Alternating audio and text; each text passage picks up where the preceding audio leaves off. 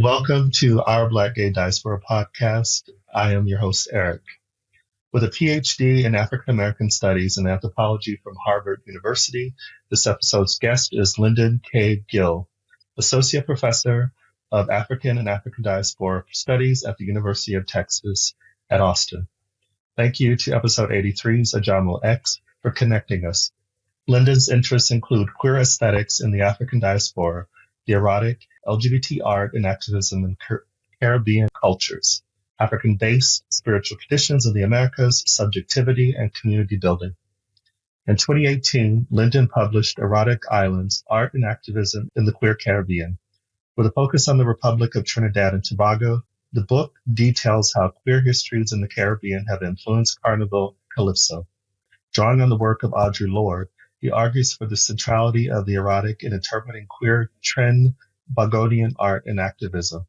The book blends Black studies, queer studies, and anthropology to create Black queer diaspora studies. When I saw that made me smile. Some of Lyndon's published essays include I Am a Messenger, Spiritual Baptism, and the Queer Afterlife of Faith, Situating Queer, Black Queer Diaspora Studies, and The Art of Embodied Listening, and Sincerely Yours, Love Letters for Audre Lorde. I enjoyed our introductory conversation from a month ago and the one just before this recording. So I look forward to learning more about who Lyndon is and how he uses his intellect and experiences to educate us on our history and who we are as Black queer citizens. Hey, Lyndon, and welcome. How are you? Thank you so much, Eric. I am giddy. I've become such a fan of the podcast that I've heard these intros so many times. It feels almost a bit surreal to have you saying that. Almost for the past few weeks, nightly listening to the podcast, hear that I'm Eric and I'm your host so many times. It's really an honor to be here. It's an honor to be in conversation with you. Thank you for doing this work and thank you for that introduction. Beautifully done, beautifully said. I know you do your research. And so I'm ready for this conversation and the little jewels you may pull out of my bio. So thank you.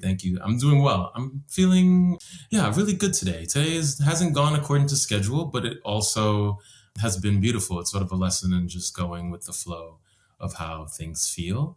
How are you doing? Thank you for sharing how you're doing. I'm doing well, yeah. I know you're in Austin. I'm in Gaborone, Botswana, as my T-shirt says. But I'm doing well. It's just after 8 p.m. here and really looking forward to this conversation. And of course, I have to ask about what you're wearing and what you're wearing.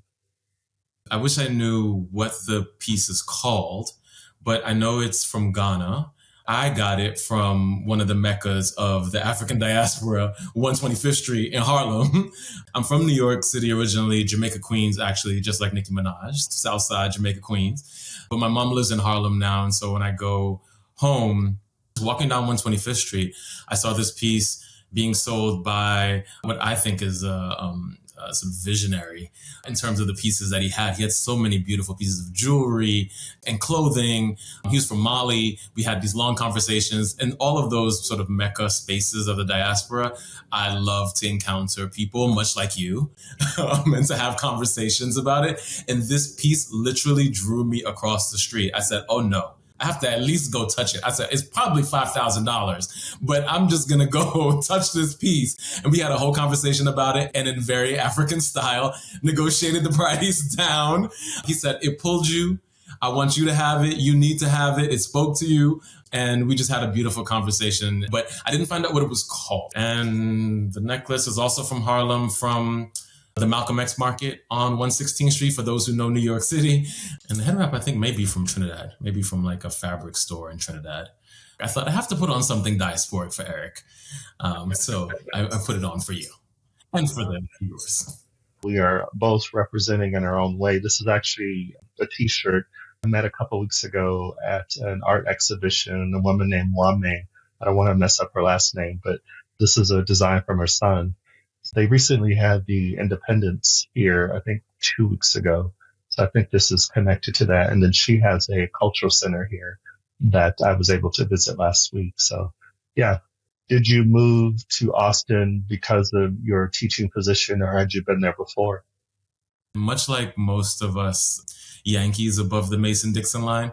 Not only had I never been to Texas, but I had all of these preconceived notions about what Texas in the South was long before I ever moved here. And so I did move here for this job at UT about 12 years ago.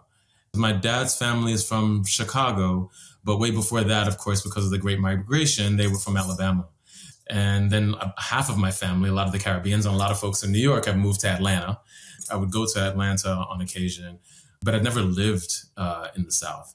There was a Black queer mentor, Jafari Allen, whose work is incredible and who I may put you in touch with. He's also Caribbean from Barbados, but grew up in the US. He had lived with his partner, Black, gay man, had lived with his partner in Austin, Texas, and had taught also at UT. And so I thought, okay, if he was okay and he lived, his Black queer life in Austin, Texas, then I too can live in Austin, Texas. But Austin is a particular kind of queer, especially queer Mecca in the state. And so a lot of folks will move from smaller towns in Texas to Austin. So it's one of the queerest cities in the US, actually. It's become kind of a tech hub in the last 5 to 10 years or so. That's really transformed the city a lot, for better and for worse. It comes to look a lot like San Francisco. We see a lot of wealth gap. It's really being priced out of housing, which is really just tragic and frightening that's one of the things that kind of tech can bring to the table, in addition to bringing a lot of Black professionals, a lot of Black diasporic folks, which I really love. Gentrification, of course, pushing a lot of the Black Austinites out of the city. A lot of Black Austinites can no longer afford to live in Austin. They live sort of in the northern suburbs or outside of Austin. And that's a real tragedy when you see, Black people getting pushed out of those spaces, especially spaces where there was a long-standing Black community in Austin. So I've been here to witness a lot of that. But I also came from a Black Studies department. Part of its foundation was Black Queer Studies, Black Queer Diaspora Studies, which is unique in terms of Black Studies departments, even within the US, to be so diasporic and so queer. That has been one of the things that has made it possible and made it interesting and for me to come to Austin and come to UT specifically. Hearing you just say just now the queer studies there, yeah, if I'm honest, that's surprising. I run to Houston a lot because it reminds me of New York. It's so diasporic, it's so big, such a big urban center. Slightly famous person named Beyonce from there. And so, there's a way that Houston is on the map in the global consciousness, and for good reason. It's a global city. So I know a lot of people still think everyone's, riding on horses and there's tumbleweed in the streets and things. There are these narratives we have in our minds about certain parts of even within the US, which is one of the things that I'm so thankful for you. Oh my gosh, Eric, for this podcast, for just giving us access to the stories and the narratives about lives in the Black diaspora, because we get so many racist, homophobic, transphobic narratives about different parts of the Black world. I mean, social media also helps, but social media can also perpetuate a lot of, mythology and a lot of those stereotypes. So having a platform where you talk to people from different parts of the diaspora, it exposes so many of us, especially who live within the US, to the larger world outside of it. So let alone, within the US, there are people who would never even think about the South, the Midwest, have no conception of what life is like in those parts of the country. The complexity of that existence also maps onto the world. Think about, what it means to live on the African continent. What do we know about the African continent? Those things are really important for us to encounter people and challenge some of those narratives that are really damaging, I think, especially to Black folks to not know. From what I know of you at this point, I think your work ties into that too, and even your background, because you represent the diasporic community with your father being American. If I remember correctly, your mother is from Trinidad, Tobago. Yeah, these are the stories that I know or I didn't know, but there was always a curiosity with me always. And I think this curiosity that, what you're doing with education, that we need more of, that we need to get outside of our bubbles, outside of our comfort zones. So yeah. How was it for you culturally growing up in a bicultural home? I grew up with my mother and my grandmother. That was a very kind of Trinidadian household. I say they took as much of Trinidad as they could manage to bring to Jamaica, Queens. And so it was a very kind of Trinidadian experience in terms of language, food, culture, music. My grandmother was actually a limbo dancer. She was a professional limbo dancer in the 1950s, and that's how she ended up in the US. So any immigrant, especially in these times when there's so much demonization of and criminalization of immigrants within the US in particular, but we also see it within Europe. This rise of European nationalism against immigration, against immigrant populations. And these are the populations that build these places, right? It's also European exploitation that makes Europe look the way it does, right? The exploitation of folks from those places that they're now leaving, and also the climate catastrophe that the global north is causing, making places uninhabitable for people in other parts of the world. And so they're coming. And no one ever leaves their home on a whim. They say, wake up one day and say, let me leave everything I know and everybody I know and just let me go to this new country where, I may or may not, know the language, or I may or may not understand all the cultural mores. And let me try to build a life there and expose my children to this new environment. I think that that's such a hard decision to make. It's a very brave thing to do. And it's something that you've done. Right. So leaving Arizona, moving to LA, now becoming this digital nomad, I think you understand very well what it means to kind of pick up and leave all the comforts and things you're familiar with and challenge yourself to be in the world. But why I say it was a kind of bicultural existence is that although my home was very Trinidadian, of course, my elementary school right up the block, and New York is a very cosmopolitan place, but it was still very African-American, where I grew up in Jamaica, Queens at that point. There were people who were maybe like me, second or third generation, Caribbeans or African folks. But I think the cultural push was to kind of assimilate into African-American culture and to kind of fit in to African-American culture. And that was the kind of governing culture of the space. And so it was a lot of cultural translation, a lot of code switching. It was literally like even the way you speak, the accent you use at home is very different than the one I would use out in the world. And so that was an interesting experience. But I think what made me curious about the diaspora and curious about bridging those gaps was the translation back and forth. So explaining to folks what I was bringing for lunch. Those were my earliest lessons. So amongst Black folks trying to translate those cultural differences, I learned very early on to do that without knowing that that's what I was doing, and learning from others too.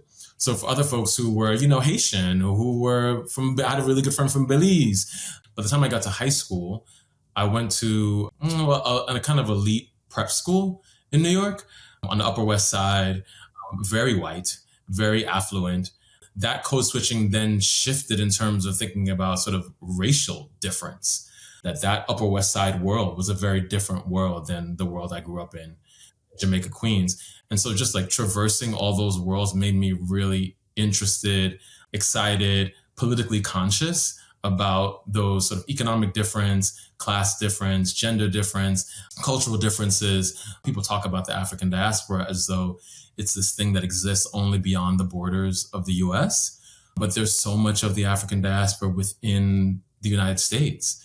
Right? There's so much of sort of global culture that exists in many places, but New York certainly. And so that was my first exposure to that. And then trying to figure out how to manage all of those differences was certainly a challenge. Learning early on that, my culture is different than the culture of these other Black folks set me up to be able to be in a stronger position to navigate racial difference and class difference when I went to high school. When you're young, you also feel some of the anxiousness or some of the insecurity of this idea of what it means to be, a real Black person, which I've heard you talk about too. And I appreciate that transparency. I think it might be Essex Hemphill, right? Because he was like, where are all these real Black people and where do they live, right? Because we all are in some way not measuring up to what it means to be like, there's kind of figment of our imaginations, but this idea that we are in some way lesser than, or, if you don't play spades, which I don't know how to play, don't tell anybody. Now I'm telling everybody. And then I ask people, well, do you know how to play all fours? Like that's a very Caribbean, card game, not knowing, I don't know, but the particular kinds of like very African-American cultural things that for a time I thought, oh, this is odd that I don't know these things. Does that mean that I'm less Black? And I was like, no, I had to come to a place where I recognized, oh, I'm just Black in a different way. I know things from Trinidadian culture and Caribbean culture that I bring to the table that are different than the things that my African American counterparts, that are different from my, Haitian American counterparts or Belizean American counterpart, right? So that can help to tamp down some of that presumption that there's only one way to be Black, which I think is a dangerous proposition for us. And many of us get stuck in that because then we start living like stereotypes instead of living as true human beings with the complexities of the cultures that we bring to the table. We're like, oh, this is what it means to be Black in America. So let me be this. That's one of the most dangerous things and one of the most heartbreaking things, because then we lose sight of all the complexity of Blackness, even within the US, let alone the world. I'm thankful for my very strong cultural foundation that I could be in a place where I was strong enough to explain culture at a very young age and understand that this is part of our culture. This is important, and as time goes on, learning more how to, be strong about that. I didn't grow up with that much cultural diversity within the Black diaspora growing up in Arizona. But in the way you just shared your experiences, it's like the American experience, be it being Black or white, this policing in some ways of what is authentically Black, melting away the diversity that's within diaspora. But I never thought that that's what we do in the States, Black people, which is no different than, the larger group. Whiteness also becomes this kind of trick that I think eliminates the cultural diversity within white communities, that gets kind of diluted into this very flattened idea of whatever white culture is. Like, there is no white culture necessarily, but I think white privilege and white supremacy demands a certain kind of similarity across the board. And so white people are also feeling that pressure to be less Irish, less Jewish, less Scottish, less English, in order to be able to have access to white privilege. That shrinking of the complexity happens across the board in many ways. And then also mass mediated culture, right? This is what it means to be a New Yorker. People are watching Sex and the City or whatever they're doing. And so they're presuming that this is the life. This is what it means to be a New Yorker. There's no space for me to exist as a Black New Yorker in the, Sex and the City imagined universe. All of those mass mediated things can, in some ways, reduce the complexity that we know can exist, or the complexity that we are, right? Like, I speak like this and I'm still Black, right? So I've heard you talk about that previously too, that people trying to discount other Black folks because of the way they speak. And it's like, well, we speak all kinds of ways and we speak all kinds of languages. That to limit us to just one, imagined and often stereotypical understanding of what it means to be Black, oftentimes not by a Black person. Some white producers or white directors or white music producers understanding of what it means, stereotype of what it means to be Black. And we're trying to fit our Black, beautiful, wonderful, complex selves into that? Why? And not to discount that story. That is someone's story, but that's not all of our stories. To what this conversation is, that's what drives me, I guess, in a lot of ways, is I want all our stories to be shared because all of them are important. And there's much debate across the academy about what people call Black studies departments, Africana studies, Black study without the S. There's a lot of debate across the academy about what people would call this thing. Yeah, there was much conversation about that I've heard before I got here, but I'm happy that it's an African Diaspora Studies department for sure. What were you teaching before you came to Texas? University of Texas Austin is my first academic job, but I was on postdocs before I got here. So I was on a postdoc fellowship, which is kind of an in-between being a graduate student and being a faculty member, where you do teach a bit, but you are focused more on sort of preparing your manuscript. What was your dissertation as a graduate student into turning it into your first book?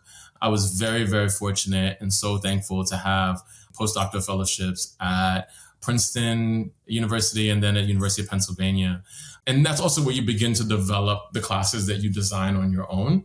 Because as a graduate student, you'll teach, but you'll teach someone else's course, or you'll teach as part of their course, almost as a teaching assistant. And so designing your own course and teaching your own course, a lot of that can happen during those postdoc years or when you begin as a faculty member. And so I was teaching, interestingly enough, Black queer diaspora, artistry within the Black queer diaspora. There was a theory course I was teaching, sort of a graduate seminar on Black queer diaspora as a theoretical concept. So the undergrad course was more on artistry throughout the African diaspora among queer folks. And the graduate course was thinking about kind of theoretical propositions using Audre Lorde and this notion of the erotic. So I built this course around that concept that's at the heart of the book to think about what does it mean to think about the erotic, not just about kind of sensuality or sexuality, even sensuality writ large, a kind of intimacy, but also connected to a political consciousness and also a spiritual awareness, right? That may or may not be connected to religion. There's a metaphysical world. There's a world beyond what we can see. And what does it mean to have a politic and also spirituality be part of this kind of, be a part of the erotic? What does it mean to think about the erotic in those terms? And I saw Lorde trying to push us to think about that in those terms. And so that's what the course was, kind of a graduate seminar exploring those concepts. And then when I got here, I started teaching class on Black fashion.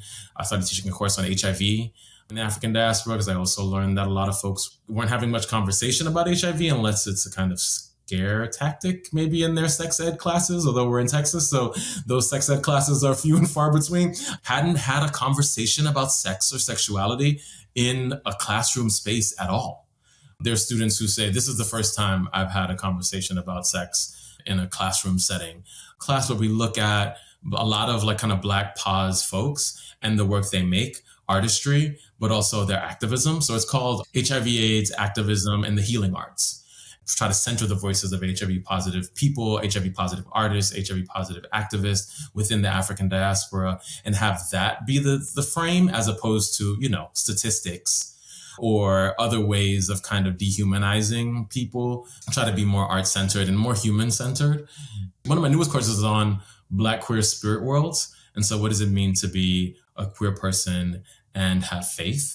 What does it mean to be a queer person and be spiritually driven? It doesn't necessarily have to be connected to religion, not necessarily connected to Christianity, but those are certainly included. That was a graduate course because I'm thinking through for this, you know, second book project. That's the big question, is what does it mean to be Black and queer and have faith? If I'm understanding correctly, your field of study is something that started to form when you started college. Yeah, I understand the education, or what I know of the education part of it, but what were some of the seeds that you're aware of that started to grow when you started in college? I've thought a bit about this. I think there's a misinterpretation that's deliberate, misrepresentation of the fact that much of what we are intellectually curious about is connected to our own narratives. It may be connected to us ancestrally, that there are things that we are curious about or that we're drawn to because somehow our ancestors want us to know more about that, or we're curious to find out more about our lives. I think there's this, misrepresentation of intellectual pursuit as somehow objective and separate from who you are. When we go back to, Descartes and Socrates and even the kind of what's thought to be sort of quote unquote classical Western philosophy. And a lot of these folks are working through things that are interesting, intriguing to them.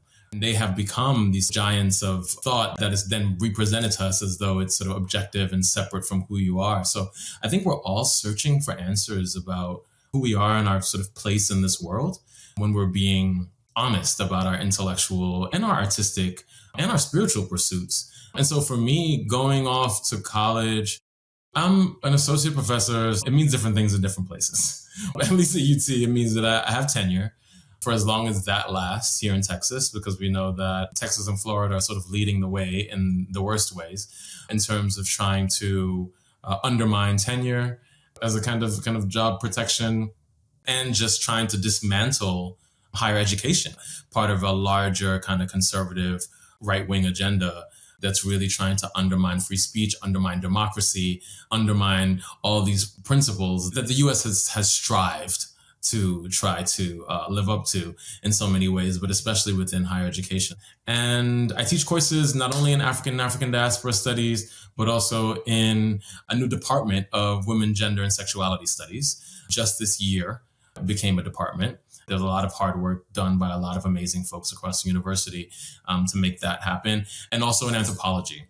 I try to do that border crossing intellectually as I sort of teach across those different disciplines.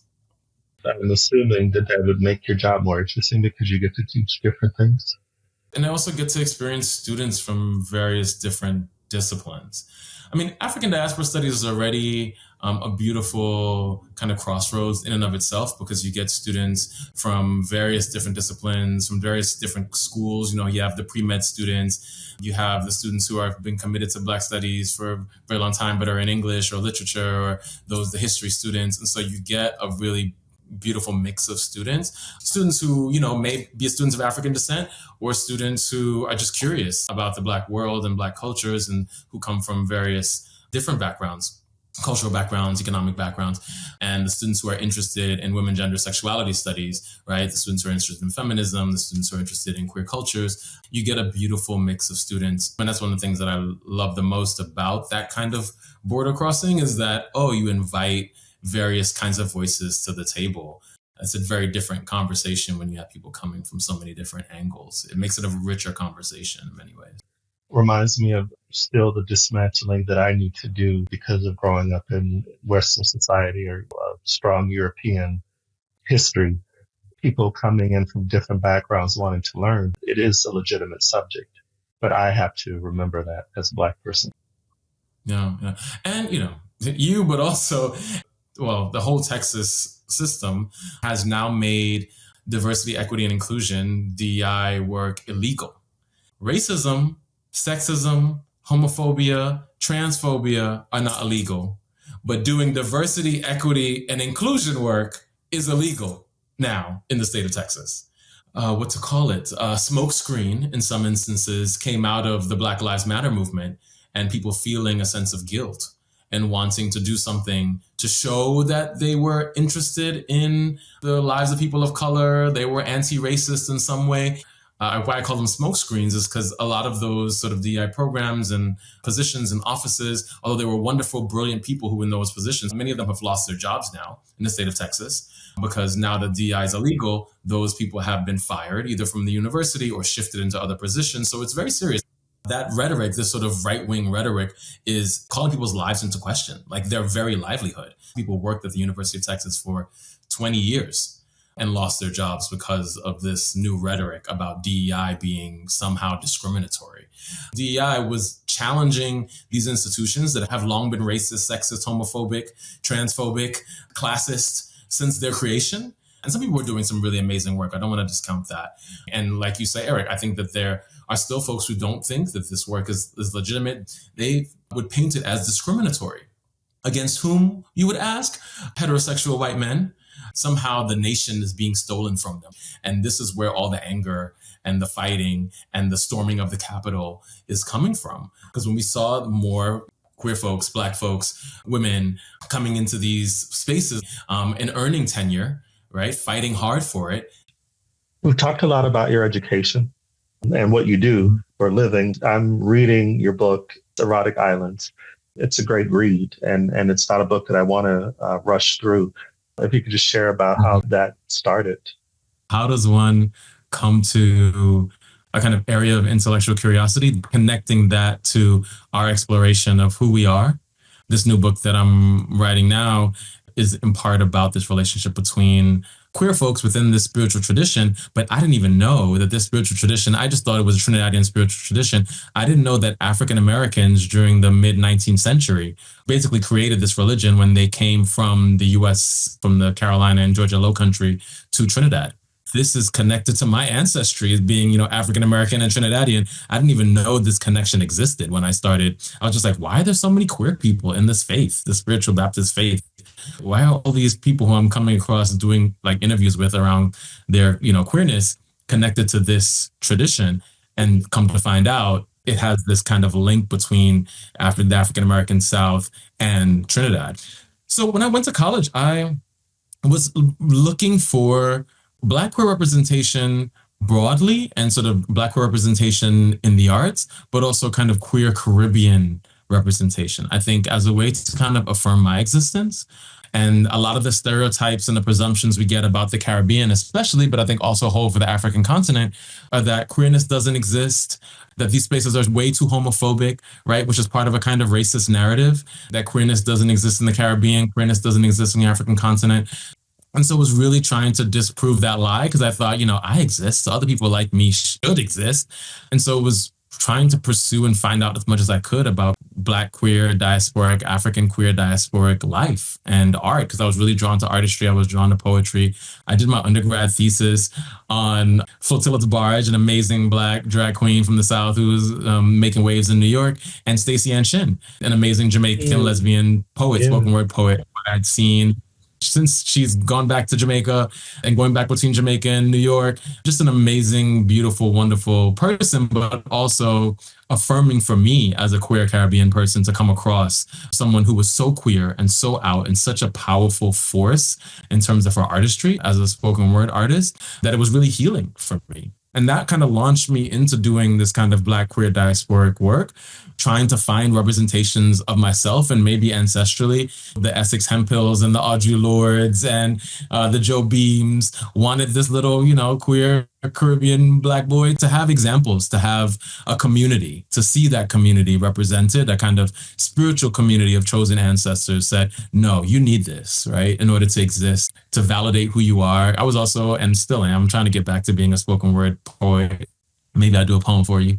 To try to see that was like so precise in that we know this queer needs a poet, needs a queer Caribbean poet. When I first came out as a teenager, I went to the Lesbian and Gay Center in New York, walked past that Lesbian and Gay Center in New York on 13th Street so many times, seeing that, pride flag hanging outside, and thought, one day I'm going to go in there, and just being afraid to go in, knowing in myself that I was queer at the age of 16, but being afraid to step into that space. When I finally did, and the folks at the front desk were like, oh, this little gay child, go to the Youth Enrichment Services. But I went to the desk, and at the front desk, Eric, I get kind of emotional sometimes even thinking about it, happened to be a St. Lucian lesbian poet who ran the creative writing program. And she was the first person I spoke to. Ooh, I get emotional, but that transformed my life. She welcomed me into creative writing. And so as a little queer teenager, I got to have weekly moments to come together with other queer youth, mostly youth of color, almost all youth of color. But the fact that I walked into that space and was met by a queer Caribbean person, and she knew I was a writer before I did, and was like, just come and reflect and write about our queerness, about things we were experiencing. I could not have dreamed of a better coming out experience, like a better welcoming into queerness and queer community. And we would talk about our lives and what happened at school, and then write together, do creative writing exercises. Oftentimes I lament our community for the spaces where we come together, often being spaces that are 21 and over, right? So not spaces where queer youth can show up and be, at least legally, right? And when you're, a teenager, to have a space to come together to just write and talk about the experiences we're having as angsty teenagers all together, that was such a beautiful space for us. It was like from that moment, there was like queerness, Caribbeanness, and writing were connected for me. I never thought that this is what I want to do with my life, is to be a teacher. I love this, but I think it's inspired by Sabina. Right? We can still model the world that we want to live in, the world we want to see, especially with young people. And then I decided to go to grad school. Someone, another Black queer artist told me that I could get paid to read and write about Black queer stuff. That vision is one that we still fight for, that I still fight for in my classroom, in how I show up in the world. People can explore the possibilities of, who they are, but also, what their purpose is in the world. That's how I start my classes. What is the work that only you can do, that you are here to do? To really use this as a training ground to figure out, like, what are the skills you need in order to do the work that only you can do? There's so many nuggets in that when you mentioned the American writers, creatives, but what I love about your book is it's taken me outside of the boundaries of the U.S. and to Trinidad and Tobago. I already know about the U.S., and even then I don't know a lot because of some of the stuff that you referenced, the educational system that we have in the U.S. Your particular book is good for me because I know this on some level, but now I know it for sure because you've given me proof of it. Something you were saying about the classroom and how everybody's stories, everybody's life, everybody's experiences are important. Not just those of us who are been silenced, but even those who may have the access to the power easier than I do. Let's hear what they have to say, because I get to learn from them also. Appreciate that. No, it's cool. Yeah. And I appreciate you for this, what I've been calling, this is an archive, a living archive for us as Black, queer, diasporic folks.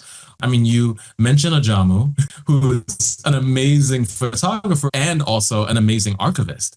And there are many folks like him, Stephen Fullwood, who for a long time was at the Schomburg, holding the stories, that archive of Black queer life in New York, in the US. Folks like in Trinidad in particular, I got to mention his name, Cyrus Sylvester, who's another amazing photographer, but also archivist, who was holding on to those memories of what it means to sort of catalog our existence so that we can't be told the lie that we never existed.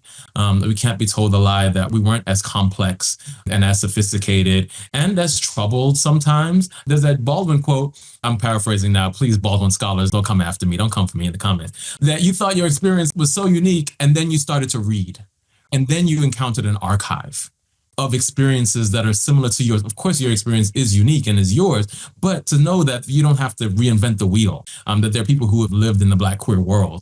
There's another scholar who I may also recommend for you to chat with, a Bayesian scholar from Barbados, Ronaldo Walcott, who's now at the University of Buffalo.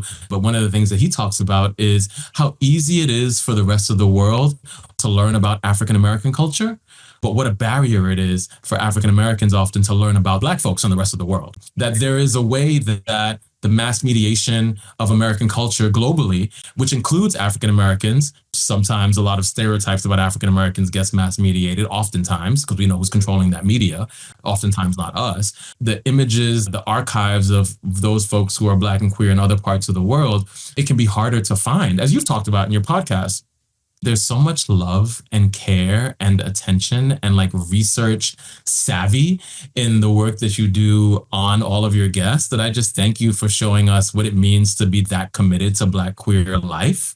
We too can, do that work to figure out what's going on with our cousins, our Black queer cousins in different parts of the world. This is a living archive now that you have created for us and that will always exist and that I'm a huge fan of. And I say, I've been listening to daily now for the past few weeks and I'm probably going to teach with. So thank you also for something that I can share with my students, get exposed to the world by people who are living in those parts of the world. Thank you so much for that. As you know, as a researcher, sometimes, we don't always get to hear how the work is affecting people. So I really appreciate that. I did get a chance to listen to one of your talks. It was a 2014 Are the Gods Afraid of Black Sexuality conference at Columbia University. And you discussed spiritual Baptist faith. And I think you referenced it earlier, connecting the U.S. Southern states and the Southern Caribbean. To me, again, blew my mind. But it makes sense. The institution of slavery, the business of slavery was global in the sense of it was not just in North America, it was in the Caribbean. So of course, there's going to be some ways that the different regions were connected.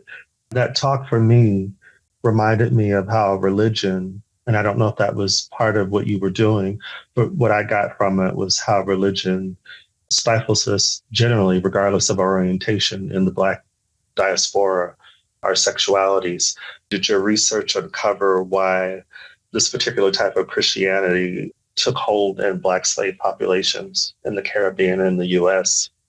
There is that commonality, at least in the so-called New World, that connects to the Middle Passage. And through sort of enslavement and the movement of African people from, West and Central Africa through the Caribbean up to the United States, which also makes it so mind-boggling, but also kind of troubling. And it speaks to us not being so conscientious or losing sight of our history, that relationship, people talk about, diaspora wars amongst Black folks. There were many folks whose, families were scattered, the U.S. South, Brazil, that there's so many genetic, cultural connections between us that we are actually family. The only difference was where we got off the ships. And sometimes our family members got off in different places than we did, or people who we shared the journey with got off in different places than we did. So we have long been connected to each other and long been cousins in many ways. But in terms of spiritual Baptist faith, I think one of the things interesting to me about that is that we also had agency a connection between West Africa and the so-called New World that long predates Columbus, that high seas pirate that he was. There were folks from the African continent who were already in conversation, already making that transatlantic journey long before 1492. There's ways that we have erased that part of that history. And some of that is represented in, the Olmec sculptures, the Olmec heads, where you see kind of, very African features on sculptures in Mesoamerica. It's because there were people of African descent. Anyway, I'm not gonna get into all of that, but there are documentaries about that too. So people are curious about that. Look up that early history of that transatlantic crossing so that we don't think the only time that Black people made that crossing was as enslaved people. But with the spiritual Baptist community too, there's something about the agency of deciding as someone who was enslaved in the South that I'm going to fight on behalf of the British during the War of 1812, which is the Second War of Independence, which the British lost. But to say, I'm going to leave the world I knew and fight on behalf of this other colonial power, troublesome as they are. So let's stick it to the US by having these enslaved people have guns, guarantee you your freedom, but only, of course, in British protected territories. And so Trinidad was one of those territories to claim your freedom in a way. Is a really powerful story for me that feels like it just reminds us to be courageous and to fight and struggle on behalf of our freedom, even if we have to negotiate systems of inequality, colonial powers, and their, relationships to each other. Black folks being savvy enough to know, okay, I'm have to negotiate this in order to clear a space for my freedom. We are brilliant. We see that in maroon communities. That's why I'm really interested in that community. And that's the book I'm working on now, is on the spiritual Baptist, queer spiritual Baptist. In my first book, writing about kind of queerness in Trinidad context, thinking about artistry and activism in Trinidad, kept coming across so many queer people who were part of this faith. And I was like, what is this faith? And why are there so many queer people who are part of this faith that has found its way to central Trinidad? They were called American communities. And so they've been there since the mid-19th century. And I just found it following Black queer folks, which is how I find most things. In that talk too, if I remember, Calypso Rose, you talked about her. She's one of the people in this movement.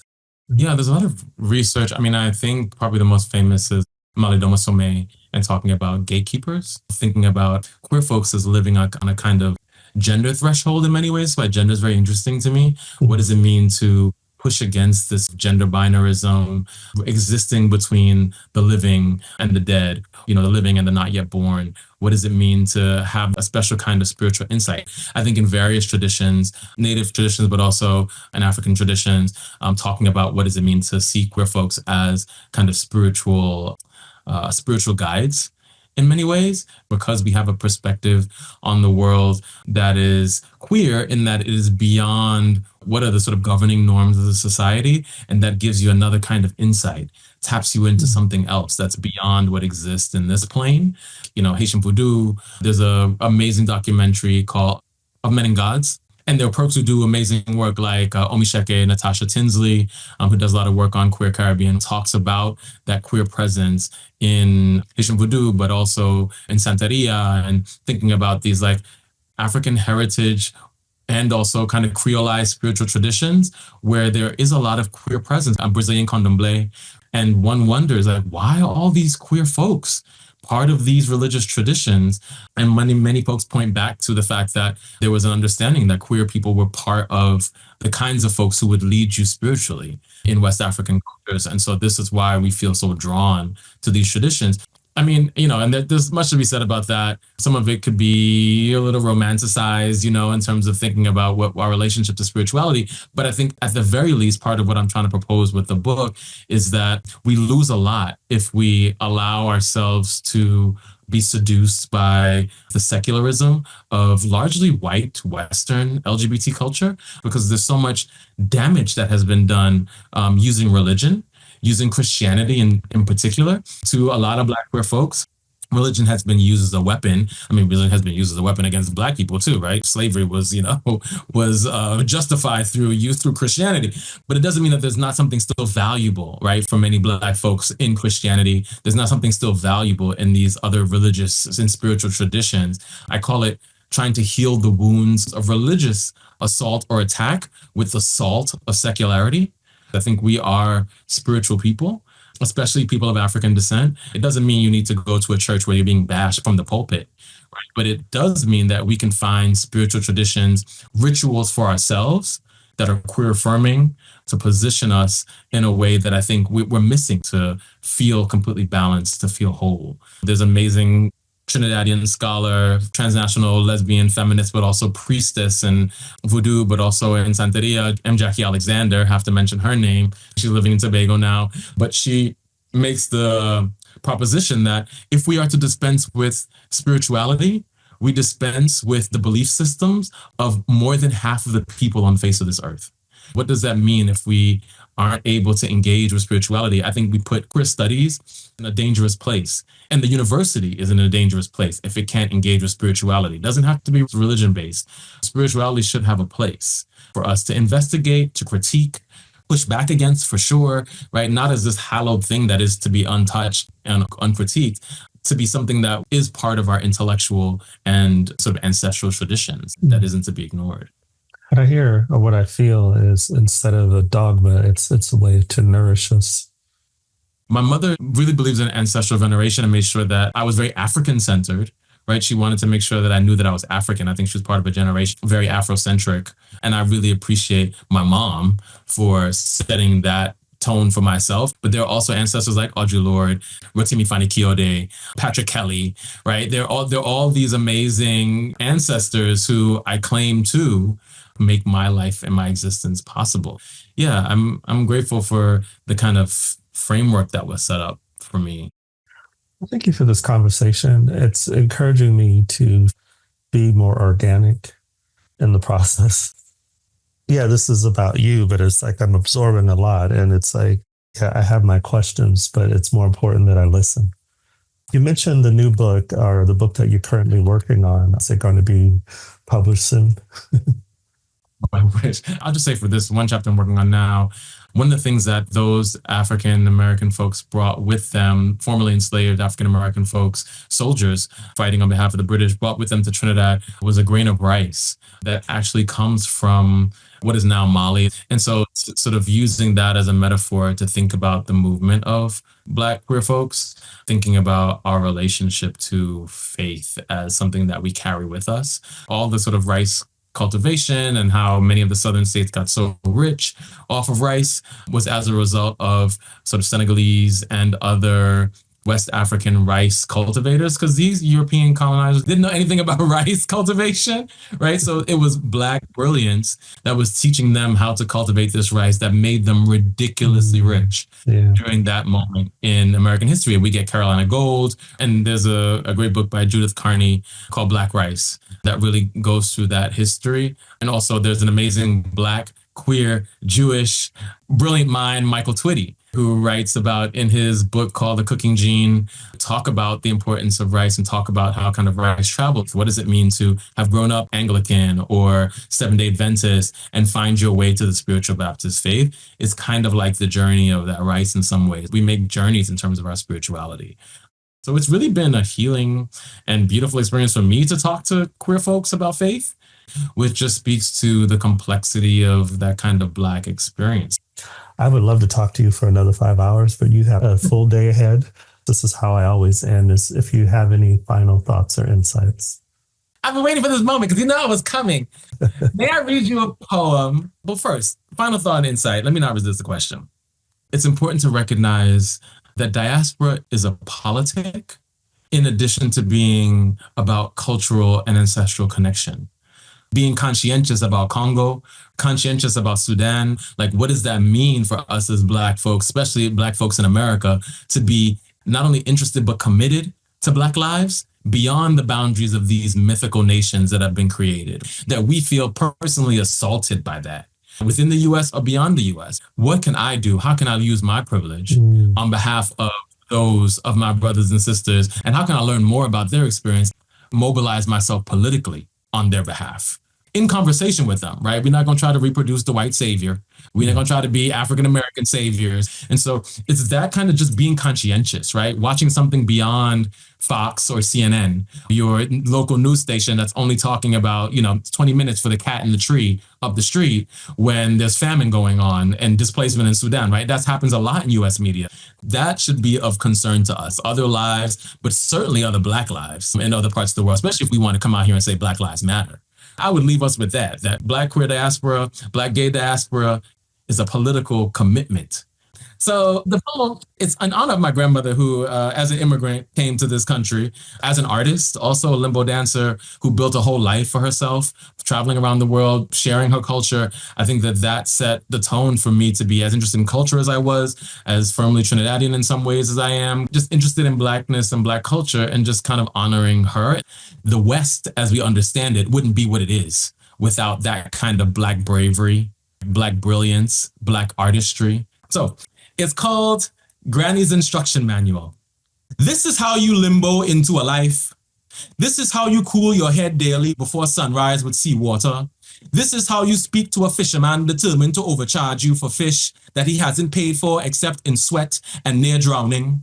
This is how you treat a married man who says he loves you. This is how you entertain someone you do not like. This is how you read a book about you by a white person. This is how you talk to a market woman. This is how you pick flowers from your front yard. This is how you pick peas and when to pick okra. This is when you water a lime tree and how you get it to bear.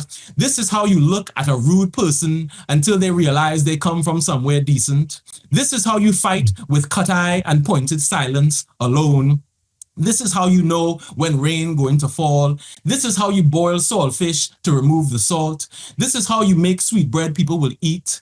This is how you wash rice before you cook it. This is how you pick mango before coquerico. This is how you recognize a spiteful neighbor. This is how you light a candle for the dead. This is how you chase a cold with Vicks and overproof. This is how you buy a home every man Jack says you shouldn't in a country that tells you to go home every single day. This is how you dress for snow when your heart is set on never being cold in old age. This is how you make pone. This is how you bake bread you could sell in the market. This is how you become the last of a generation. This is how you teach your daughter to survive. This is how you're supposed to do long division. Never mind that foolishness them people teach you in their school. This is how you gather complete strangers everywhere you go and call them family. This is how you build a house on a small island 3 times over. This is how you offer a drink to a thief. This is how you talk to family. This is how you talk to someone who ignores you and why you never turn your back on the sea.